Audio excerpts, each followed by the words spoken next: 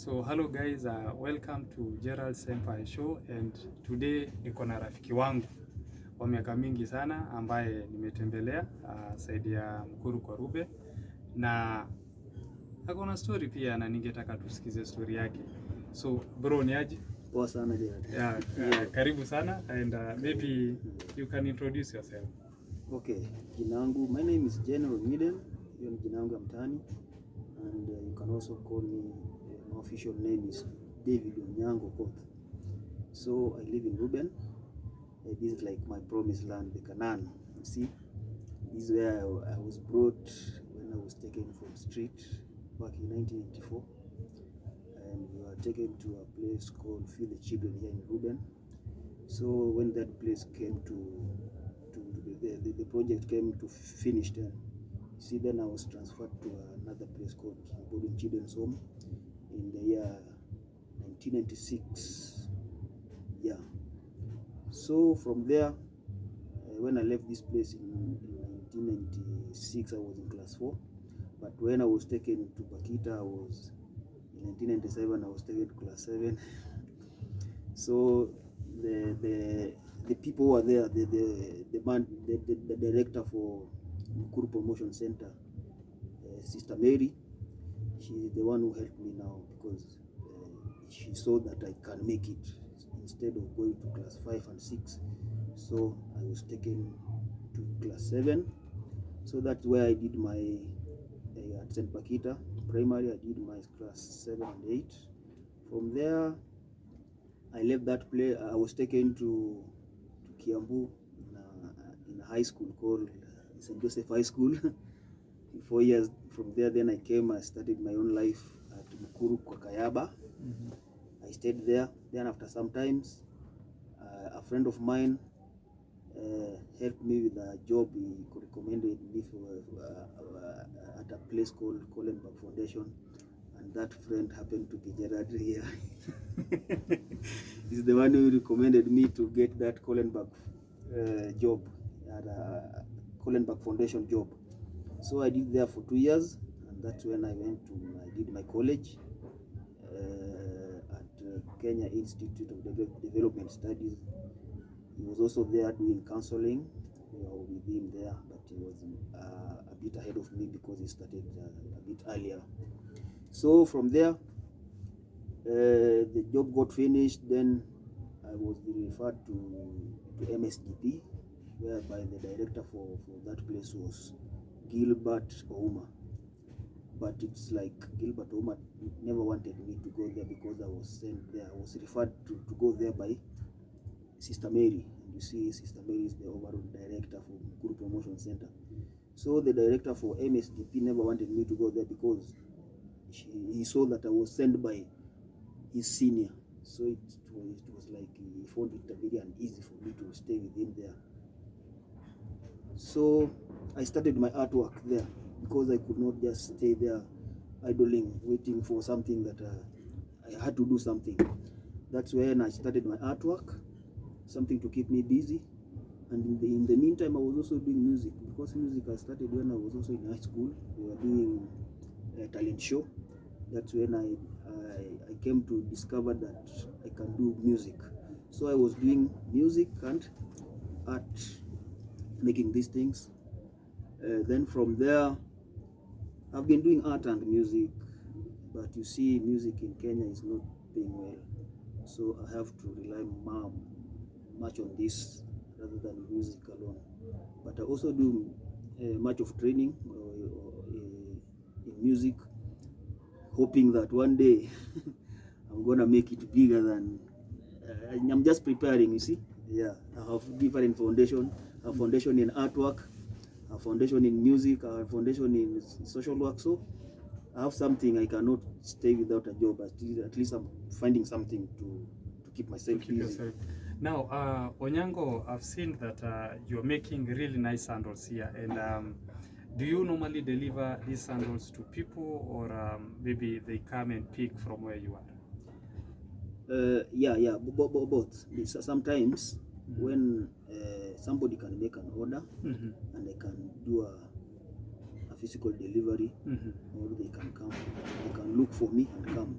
mostly I do order. Somebody can just make an order, because you cannot just make this and stay with it, hoping that somebody will come and select it. Maybe this is not his preference.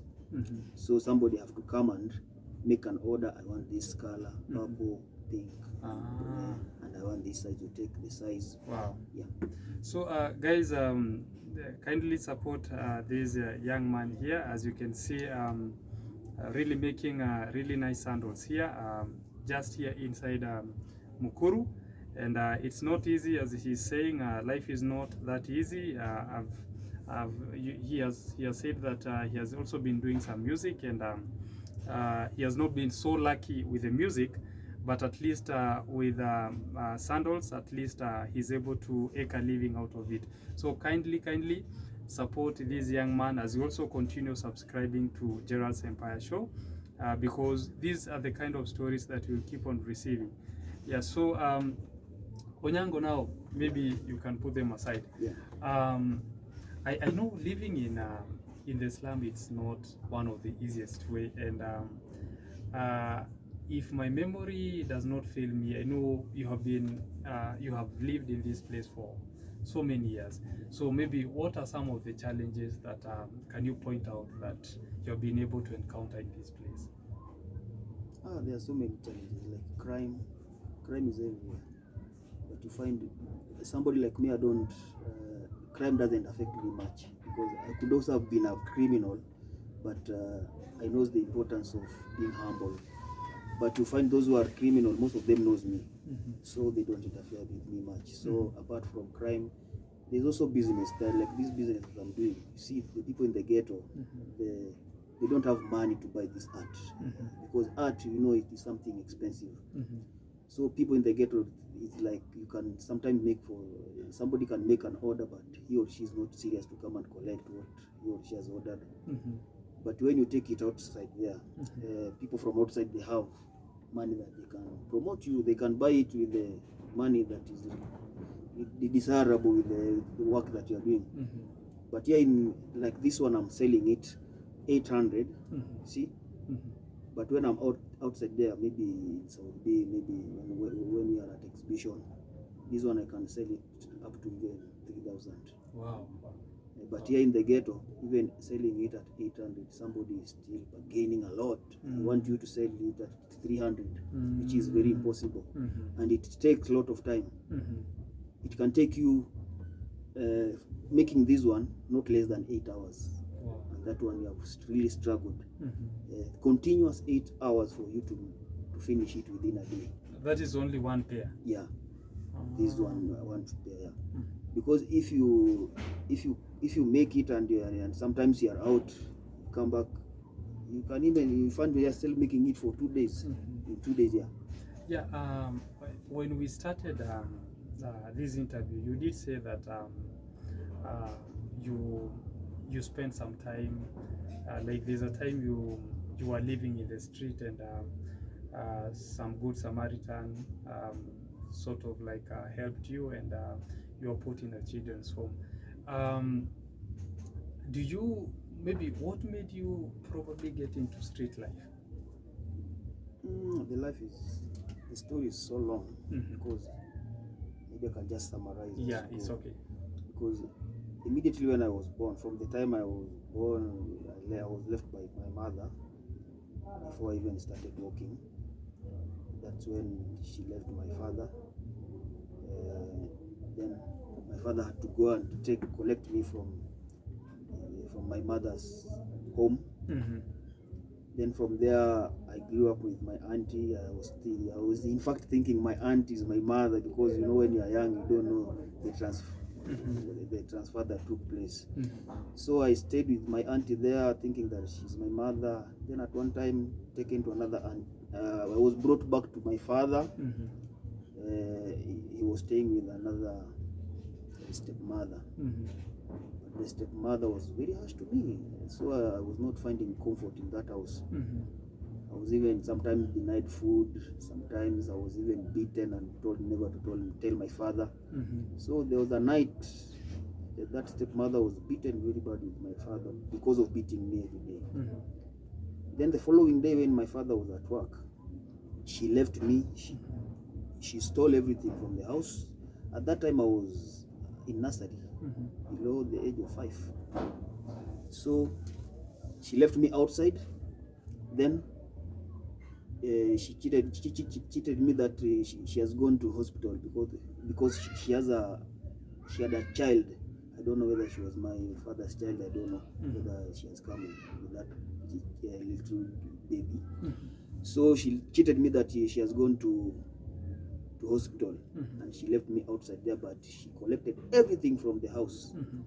Yes, she called some people there, and they took everything from the house. So there was a cousin of mine who came at lunchtime, and he asked me, "Where is your mother?" They were telling me that she's my mother, but my aunts were sometimes telling me that that's not my real mother.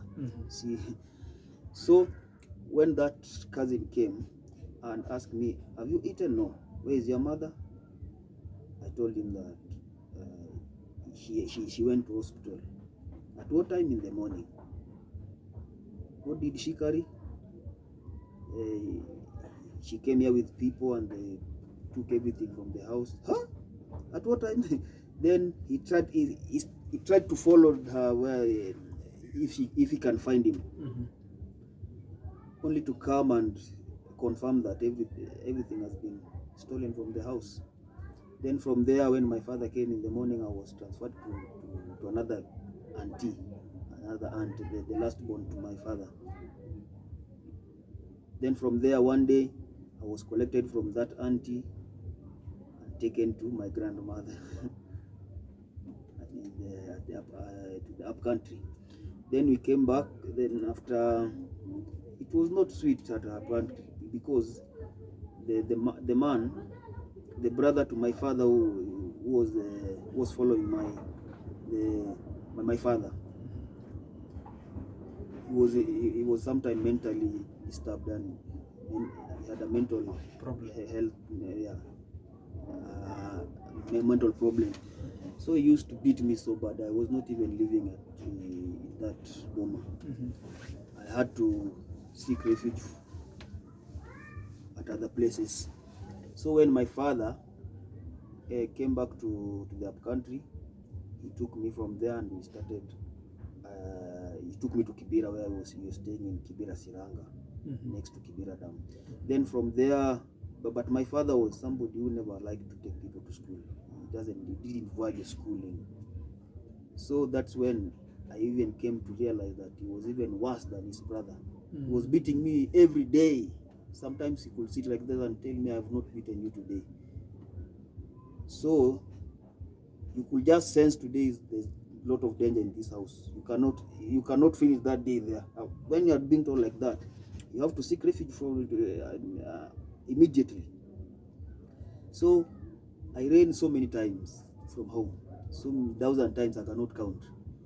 So that's when there was a day, but because every time I ran from home, I was being collected by my neighbors, brought back home. But there was a day he beat me very bad. Then I decided to stay, to run from home completely, to run from the surrounding, because sometimes I was going to stay at Kanivo, Langata area, Toy Market.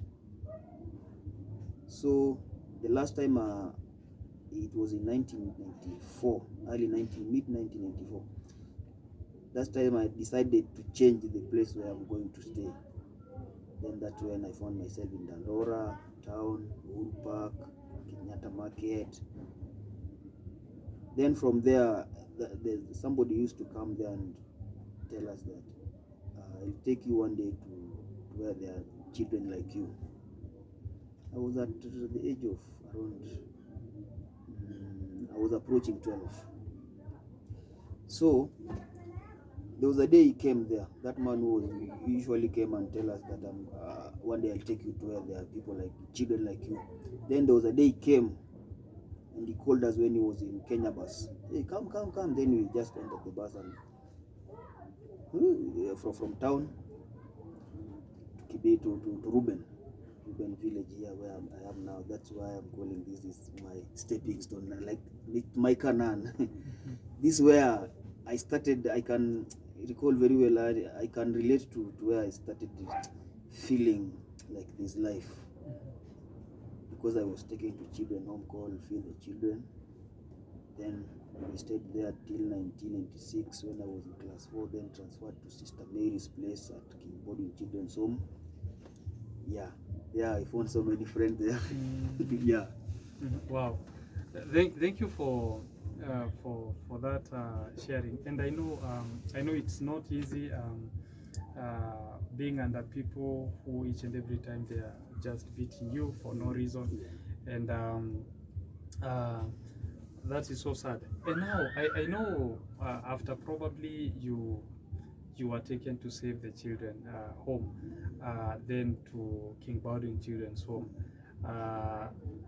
Were you able to learn any skill there? Were you able to maybe access education? Yeah, because when I was in street, I was missing school a lot. Because when you are in street, you are seeing other children who are of your age going to school.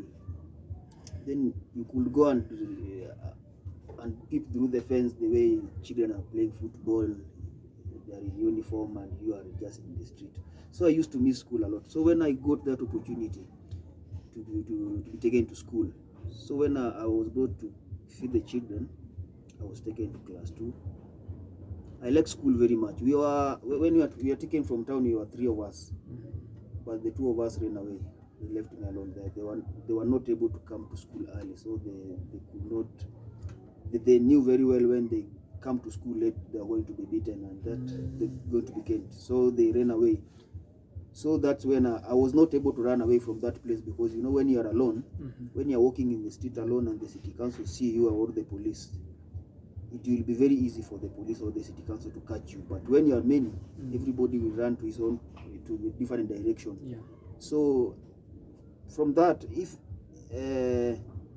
from that point, that's when I started people started advising me, oh, you don't run away, don't follow your friends, you just, at least you are doing well in school.